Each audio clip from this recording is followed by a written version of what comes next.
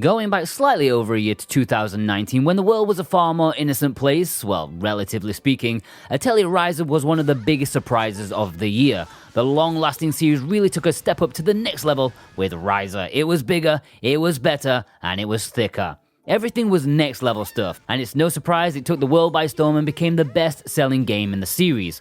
Obviously, Koei Tecmo and series developer Gus couldn't just move on to another character. Ryza was a winner, so just over a year later, Ryza is back, this time titled Lost Legends and the Secret Fairy, and it's even bigger, even better, and even, yeah.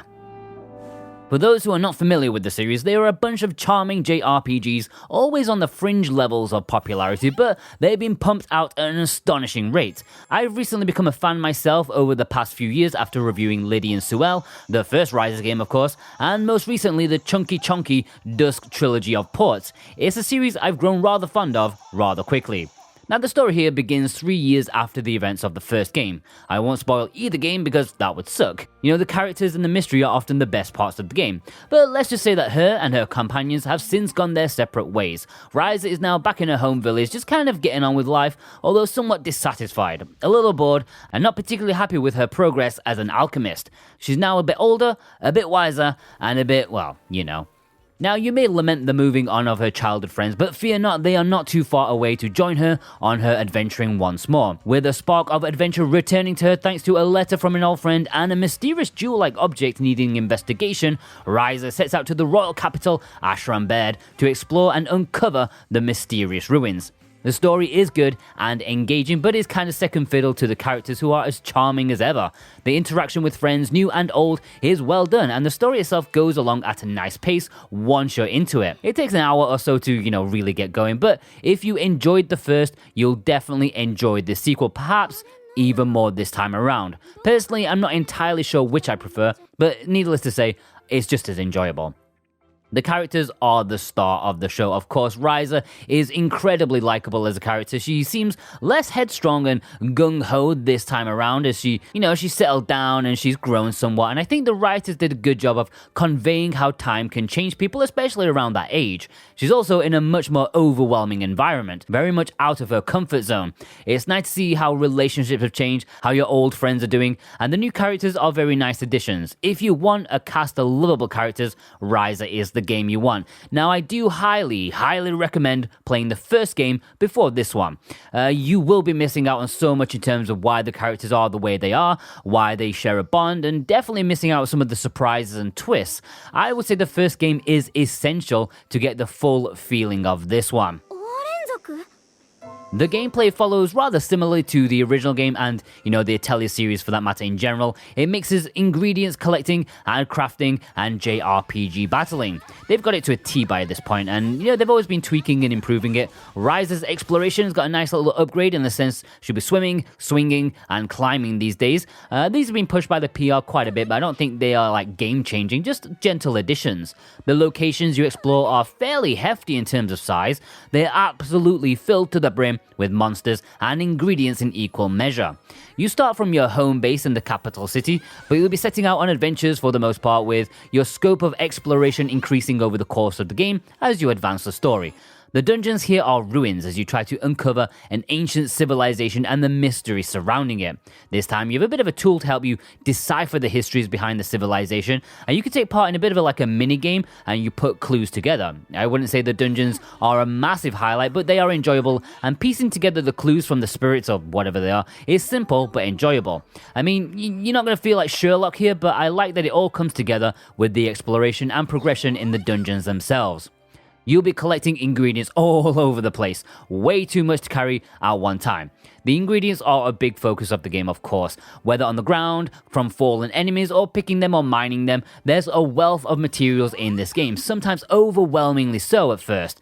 Different equipment used on the same source can produce different materials. So yeah, if you use a scythe instead of a stick on a barrel, you may get a completely different thing. It's crazy, but nurtures experimentation and exploration. But that's par for the course. When you get back to your home base, you'll need to head to your trusty cauldron to use your alchemic skills and make brand new items that will help you in your personal quests, such as healing items or weapons, or things needed for other people. Considering Ryza had a massive adventure 3 years ago and became somewhat of an Atelier master along the way, it's surprising to see that she's somehow forgotten most of the recipes and needs to study them again. Actually, forgetting isn't the excuse, they just kind of ignore it, which is funny, but fine. You need to research new recipes using SP points, and there's a massive skill tree that gives you a nice bit of freedom as to which way you want to go. Unlocking one thing will allow you to access 2 or 3 more new things, which gives a massive sense of progression and freedom. It's not an exact fit for many reasons, but this gave me very big vibes of the progression system in Final Fantasy X. Do you want to gun for the equipment stuff on the right, or maybe the item assist on the left? The answer is you probably want a balance, but it's nice to have the choice.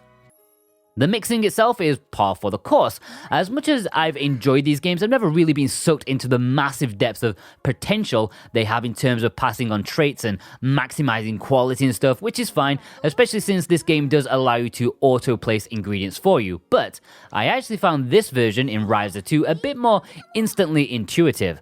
I always feel the tutorials in these Atelier games are rather dry, and that's still the case here, but after playing around with the mixing mechanics here, I felt right at home much quicker than normal. The elemental influence is much more important, at least that's what I can tell, and the signposting is much better for me. Adding ingredients into one loop and powering it up enough will unlock another loop or module to add other things too. Each of these have different elemental preferences and can add something to the targeted item. Look, just like the game, it's kind of tough to talk about this without, making y'all fall asleep. But once you get into it, you'll definitely enjoy it, and I feel like I had more control than I've had in a while, at least from a casual perspective. I'm sure hardcore fans will disagree with me there, but like I said, I'm more of a casual fan when it comes to this aspect of the games. And I love how it all comes together into a massive circle of progression. You're always getting better, always improving thanks to the SP that you get from mixing, which allows you to unlock new skills or recipes, which can allow you to find brand new ingredients, which in turn can let you do more recipes and improvements and earn more SP. It's like a self-fulfilling prophecy, and it's kind of ingenious how it all sneaks up on you. It just kind of happens, and it's great.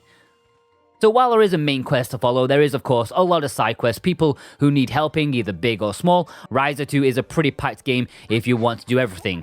I'm not completionist, so I personally did a handful here and there.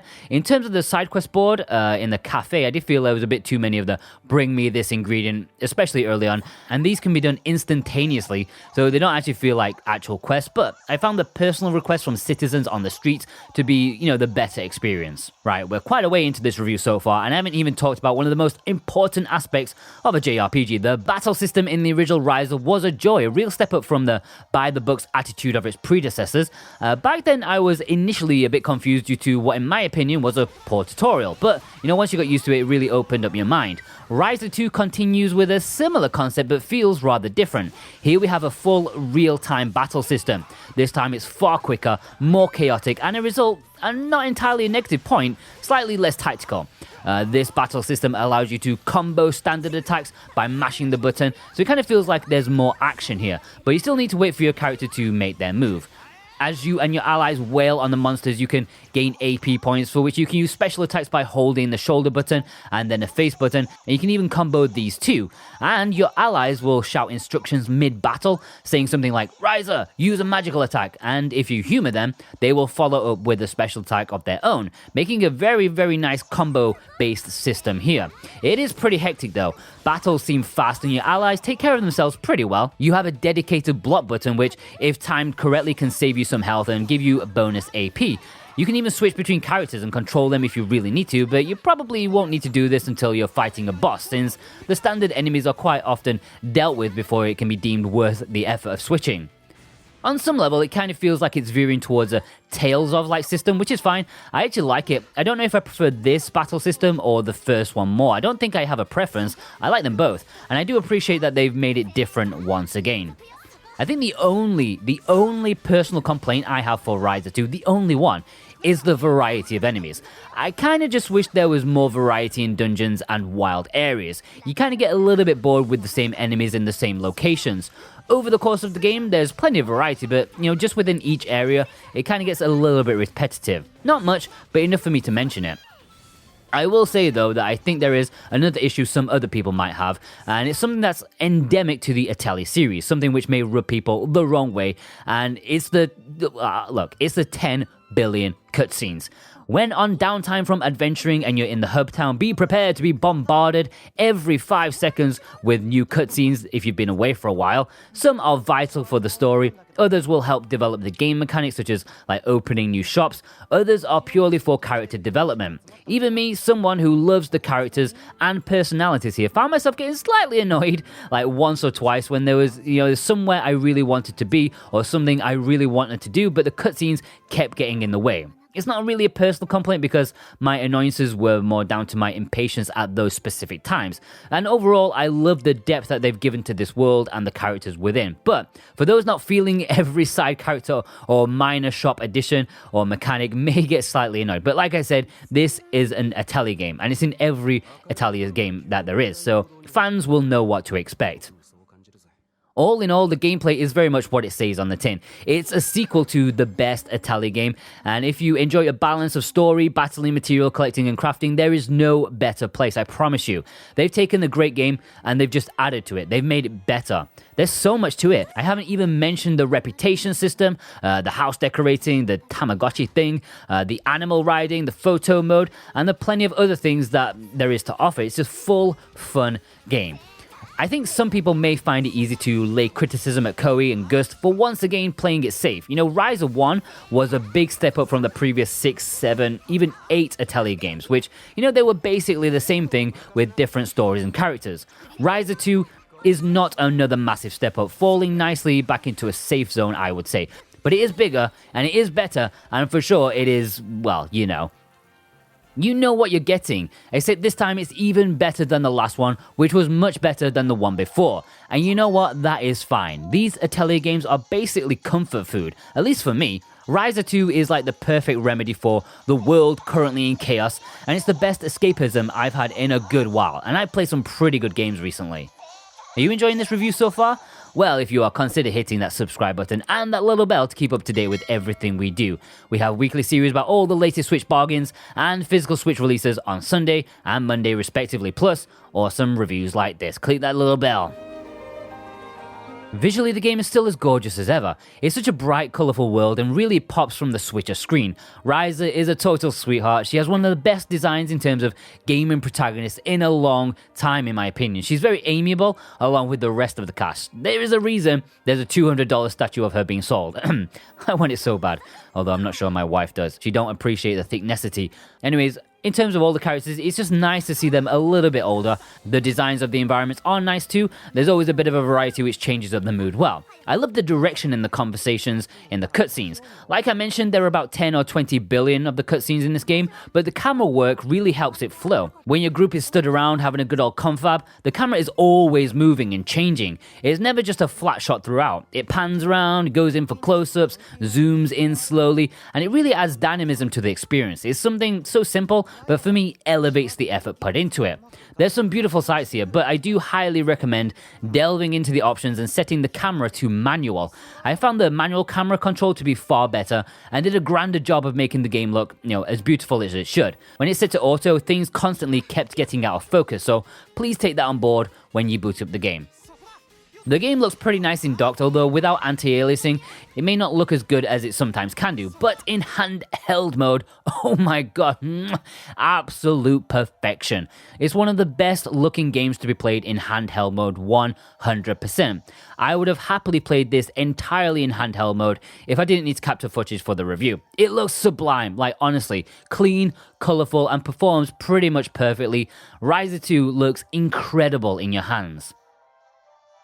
The audio is just as good as last time. I thought the soundtrack to the original Ryza was fantastic, and it's very much the same case here.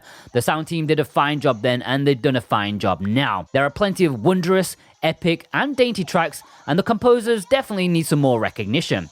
I think the variation in moods really sets it apart, and the differing music depending on the weather, at least I think, is just sweet. They've done a great job with the soundtrack as always, and the Atelier series has a vastly underrated sound team. The voice work is naturally all in Japanese, and believe it or not, it's just as good as last time. It's professionally done, it's grounded, not overly squeaky over the top like some anime games can be. The acting is as natural as it can be in the circumstances shown. Really top job, and it's nice to see the game 90% voice acted. In terms of value, Ryza 2 on the US eShop is priced at a full fat $60, and in the UK it's £50, and it's worth noting that is for the base game. There are a couple of deluxe editions with different prices that adds all sorts of DLC content. I'm not a massive fan of DLC stuff, especially since, a lot of it is just costumes, but for the base game, is it worth it? Of course it is. This is an absolutely fabulous JRPG on the Switch, and for the amount of content and quality story, for sure it's worth it. There's also a physical version which hopefully, unlike the original, isn't too difficult to get a hold of. If you want to pick up a copy from Amazon US or UK, then I'll leave links below in the description and pinned comment, and you can also support us at the same time. Gives us a nice little bonus for the channel if you decide to purchase it using those links. Overall, look, if you loved and enjoyed the original, there's no doubt in my mind you'll love and enjoy this too. If you're new to the series, I'd wholeheartedly recommend going into the wonderful first game to begin, since you'll get to know these fantastic characters much more easily.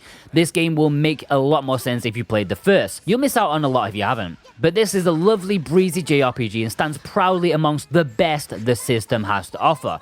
It's packed with content and nice story. Look, if you're not into JRPGs, you'll probably want to look away and ignore the score at the end. In fact, I don't even know what you're doing here to begin with, go away. But for me, this is essential for fans of the genre like myself. Beautiful to the eyes, the ears, and the gameplay ain't half bad either. Brilliant characters, it's bigger, it's better, and it's, I'm probably overselling it somewhat, but I don't care. I absolutely love it, and I've got next to zero complaints about it. I know for a fact in about 10 or 15 years, I'm going to look back on this one as fondly as I look back on like Suikoden, Skies of Arcadia, Final Fantasy games.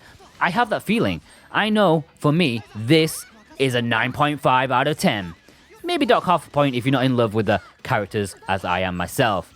Alright, many thanks for watching this review. Big shout out to our YouTube members and our executive producers, Gannicus, Jonathan Rumor, Dane Wilkinson, God of Resin, Brent McLean, Santa Tartaruga, Alola Jojo, Alexander Cato, and Boombox. Many thanks for your support. Check out some of our weekly series that we have. If you're new to the channel, James talks about all the digital bargains every Sunday, and I talk about all the brand new physical releases on the Switch every Monday. Ryza 2 featured in the last episode. It's great for collectors, and yeah, thank you for watching all the way through here. If you watched all the way through, you're a legend of the highest order.